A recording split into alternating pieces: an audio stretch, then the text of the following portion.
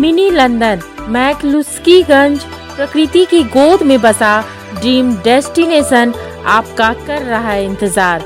आइए अपने यादगार लम्हों को बिताइए ड्रीम डेस्टिनेशन में।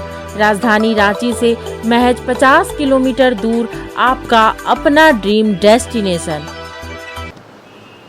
कांग्रेस के प्रदेश अध्यक्ष राजेश ठाकुर की ओर से बाबूलाल मरांडी की ओर से हेमंत सोरेन की सरकार के लिए गलत बयान देना उनकी मजबूरी बताया है। राजेश ठाकुर ने कहा है कि बाबूलाल मरांडी प्रधानमंत्री और गृह मंत्री सहित अन्य नेताओं के साथ मुलाकात कर अपनी सफाई दे रहे हैं। वहीं कांग्रेस की ओर से केंद्र सरकार के खिलाफ 12 जुलाई को रांची में मौन व्रत रखने की घोषणा की है। सर रहेगा आज जो है चलेगा क्या है डेली कमाना खाने वाला है हम लोग। ओके जाम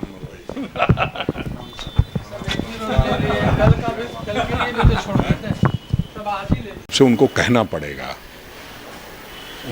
पड़ेगा और बार बार कहना पड़ेगा, क्योंकि आदरणीय राहुल गांधी जी के जो 5 सालों तक उन्होंने मोदी जी के संदर्भ में कहा है और जो उनको निकम्मा बताया है अमित शाह जी को, तो उसकी सफाई में तो आदरणीय राहुल गांधी जी के बारे में कुछ बोलना पड़ेगा।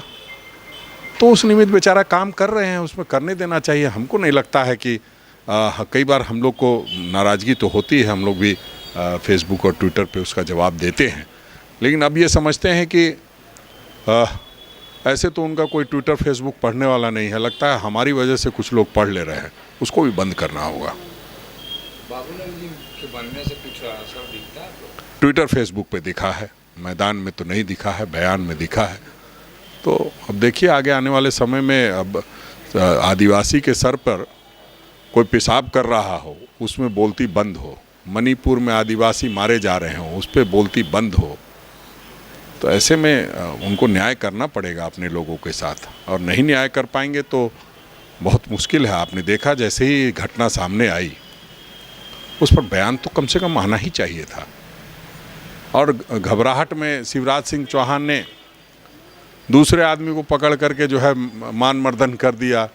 अब वो आदमी कह रहा है बेचारा कि हमको बाज़ार में पकड़ लिया, और जो है कलेक्टर साहब को भी कहे तो माने नहीं। तो जब जो जल्दीबाजी का काम होता है वो शैतान का होता है, और शैतानी से देश नहीं चलता है और संजीदगी से चलता है। तो हमें लगता है बात याद आती है कुतुब मीनार से।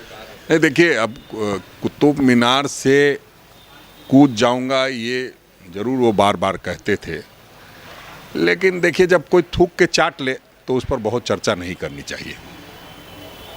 जब पिछला चुनाव था और उस समय जब नीरव मोदी, ललित मोदी और मेहुल चौकसी जैसे चोर देश से भाग खड़े हुए थे, उस समय आदरणीय राहुल गांधी जी ने कहा था कि ललित मोदी चोर है, नीरव मोदी चोर है, मेहुल चौकसी चोर है। उसमें कुछ भारतीय जनता पार्टी के नेताओं का मान हानि हो गया, क्योंकि उनको ये लगता था कि ये जो नीरव मोदी, ललित मोदी जितने चोर हैं और देश के लोगों का पैसा लेके भागे हैं, वो सब हमारे रिश्तेदार हैं। और उन्होंने अपने से जोड़ करके इस मुद्दे को लेकर के न्यायालय चले गए, और न्यायालय में ठीक है, आपने अपनी बात अपने तरीके से रखी है, और उसमें निचली अदालत ने जो फैसला दिया है, निश्चित रूप से हम लोग जो भी न्यायालय में कोई जाएगा वो फैसला देगा, वो तो हम लोग उसका सम्मान करते ही हैं। लेकिन जो ये साजिश का हिस्सा है और ये जो नया तरीका चलाया भारतीय जनता पार्टी जब से सरकार में आई है कि जब भी कोई कुछ बोले तो उस पर मुकदमा कर दो, ये ठीक नहीं है देश के लिए। उस मामले को लेकर के हम लोग कल मौन व्रत रखेंगे। हम लोग अहिंसा के पुजारी हमारे महात्मा गांधी के जो प्रतिमा है उसके समक्ष बापू वाटिका में हम लोग बैठेंगे और आदरणीय राहुल गांधी जी को अपने जो एकजुटता का संघर्ष देंगे कि आपके मुद्दों की लड़ाई जो आपने छेड़ी है उसके साथ हम हैं। नीति आयोग की टीम आ रही है, कल बैठक केंद्रीय।